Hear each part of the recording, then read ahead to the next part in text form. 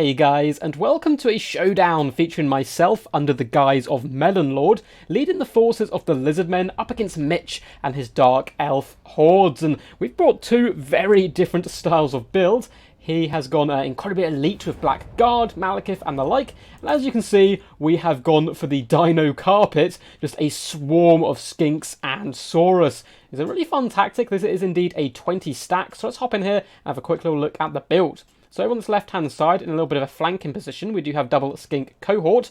And as we go along the battle line, we've got a little bit more elite in the central pocket with triple Saurus warriors. These guys can clear through Dread Spears and Bleak Swords incredibly effectively, and even go toe-to-toe up against some of the more elite troops when backed up with spells and buffs and the like, but we'll get to that a little bit later.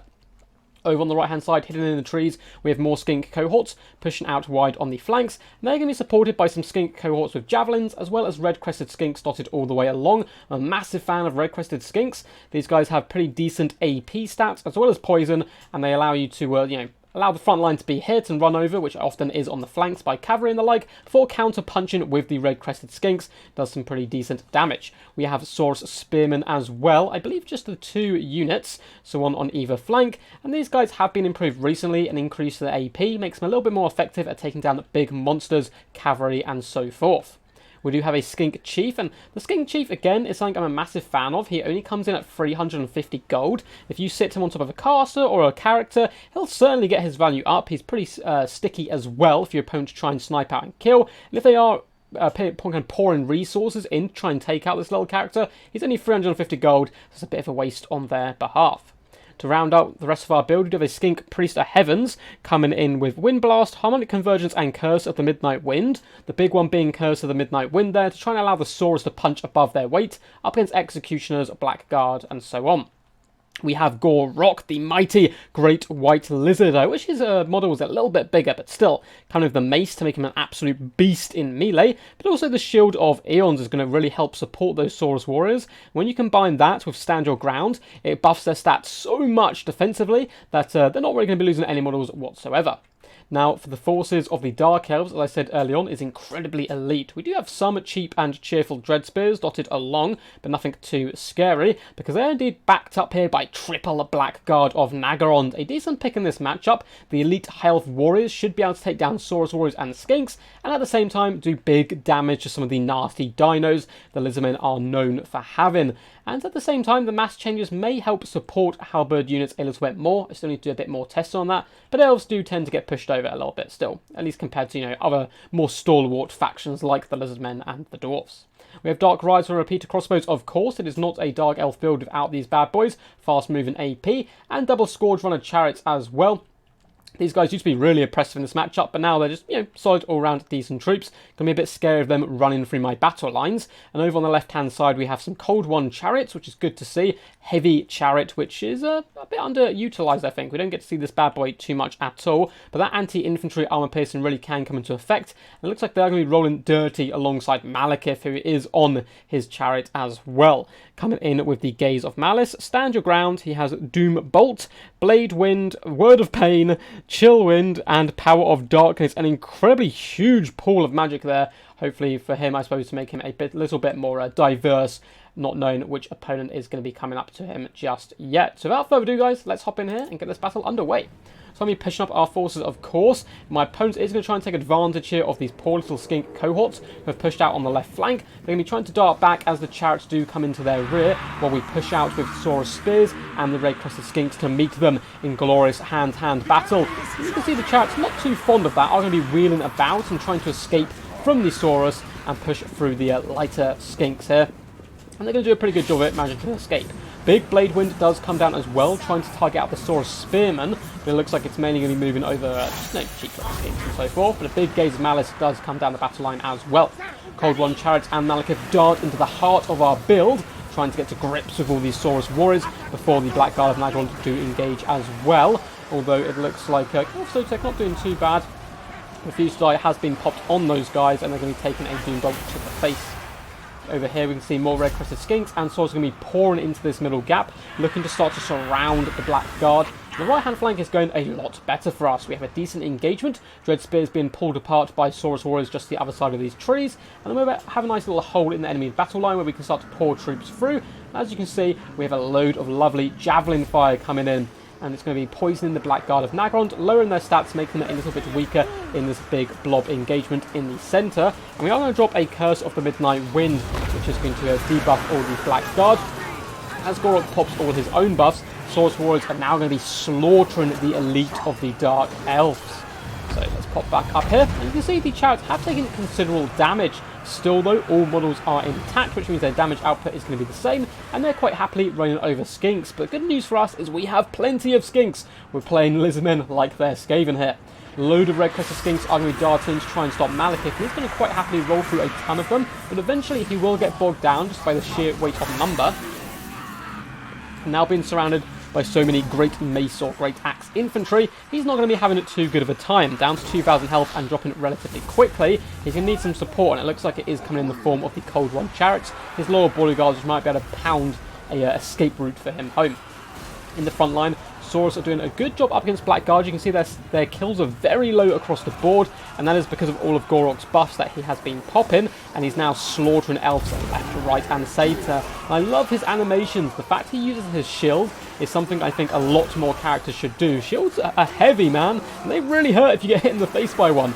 So Gor Rok is using his mace and shield here with pretty good effect. Another Curse of Midnight Wind has come down, lowering the melee attack and damage output of the Black Guard, as well as lowering their armour and making them a little bit more squishy. Then the back lines, things are running a little bit rampant here. Cold One chariots getting some huge kills across the board. Malekith up to over 200 kills running down at the red-crested Skinks. But as long as they're chasing these little skink boys out here on the flanks, it is going to buy us more time to surround this main battle line here. And as you can see, we've got javelins up all the way around, have looped around the main battlefield. Going to be throwing in those javelins into the back of the Black Guard before charging into glorious hand-to-hand combat. And that's going to, the Saurus Warriors starting to break a little bit, but they've done a good job so far. 24 kills and 21 kills apiece. Pretty much the same as the Black Guard. And from a points perspective, that is far better for us. Skinks are indeed being used now to pin in the Cold One chariots, though, to start to drag those elves down off their mighty mobile beasts there. It looks like over on this left-hand side, Dread Spears, once again, have been completely swarmed, and the more and more units we break down, the more we're going to be able to swoop in. In the back lines, though, the Black Guard of Nagrond here did manage to beat down the Saurus with spears, but now over-chasing a little bit. These guys certainly needed in the main engagement, as red-crested Skinks have started to shut down Dark Riders, force them away. Malekith having a whale of a time, though, 220 kills, still going to be dragging himself through these Skink cohorts. But interesting to see how much damage value he actually gets at the end, though, as he has been mainly running over cheap and cheerful troops. The little Skink Chief, who Dreams, is not doing a too bad a job at all. Only up to a minute 5 kills, but still, he's been focused on characters, getting some pretty good damage all game here. And the central pocket now for the Force of the Dark Elves is starting to break. A lovely gaze of malice coming from my opponents. Glorious damage to the Saurus Warriors and the Skinks, but the Black Guard are simply being swarmed. And Gor Rok is very, very healthy, almost full health, and you can see all of these guys going to be chucking in. Malekith coming in for the one-to-one glorious hand-to-hand combat. Before it's like, I don't really want to face Gor Rok. Gor Rok's going to be shoving elves and skinks out of the way in a desperate attempt to catch him. But this is still, one of the problems with Footlords. You can't really pick and choose your fights too easily, at least compared to the more mobile forces.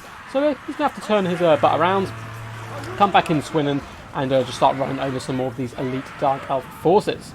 Dark Rise did get a little bit bold here, trying to charge in, I believe, to save Malekith, and have been forced off by the swarm of Skinks. Saurus Warriors as well, roaring victorious, deleting units. And the Malekith Dark Lord himself has been caught one too many times, takes a few blows from Gor Rok here, and is going to start routing and running from the field. He does have enough speed to escape, but minus 137 leadership, not looking too great, and he does indeed shatter there. And the rest of the Dark Elf forces will follow him, so a Pyrrhic victory for our mighty Dino Swarm. Very well played to Mitch, really fun game, and a clash of styles. Hope you guys enjoyed that battle. If you did, feel free to give the video a big old thumbs up and subscribe for more Total War Warhammer content.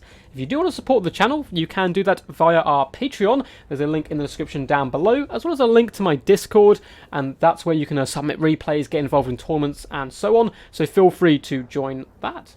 So, really fun battle all round. You can see the elite Dark Elves eventually getting dragged down. The mighty Malekith, though, 28,000 damage dealt. pretty big damage value as well, over 2,600. 305 kills, that Blade Wing and Gaze of Malice really helped rack up a lot of those points, and the Chariots all round did pretty decent job. As you can see, this unit getting over 1,000 damage value, and the Scourge Runner Chariots as well performing rather successfully. But it doesn't matter how well or how many they kill, we simply outswarmed. You can see the Blackguard really struggling to get anywhere near kind of their value back here, as they basically got dragged down by the Saurus Warriors, who got better damage value up against the more elite warriors. That was mainly due to the support of the Skink Priest and that Curse of the Midnight Wind, as well as the mighty Gor Rok. Only 1,000 damage value for him, but still pretty much full health at the end. He had plenty to give. So I think, yeah, overall he had a really good shout, good game for him. The Dreadspears, again, once again, also struggled, coming up against Saurus Warriors a lot of the time, or being completely enveloped by the Lizardmen horde and slowly dragged down. And as you can see, our little skinks did pretty decent damage value across the board. No one's a real massive standout, it's just solid work throughout, and that's the whole kind of point of the build. Even the little skink chief got in there, didn't get his damage value in the end, but had so much potential left if the game continues to go on a little bit longer. And this is a strategy I certainly think can work very well, especially with the Lizardmen, because their core troops, the Saurus Warriors, are so powerful for a mid-tier infantry. And the Red Crested Skinks and Skinks as well supporting each other can be pretty useful, and there's good debuffs and buffs throughout the Lizardmen roster. So I think the 20 stack build is certainly viable and something we could see a little bit more of. Some people seem to really hate playing it and weren't too happy that I was bringing it, but I don't think it's like any cheesier than kind of, you know, a lot of people bring single entity monster spam and so forth. So I quite like seeing a large infantry build, especially if it's in a swarm. But anyway guys, until next time, peace, and as always, stay awesome.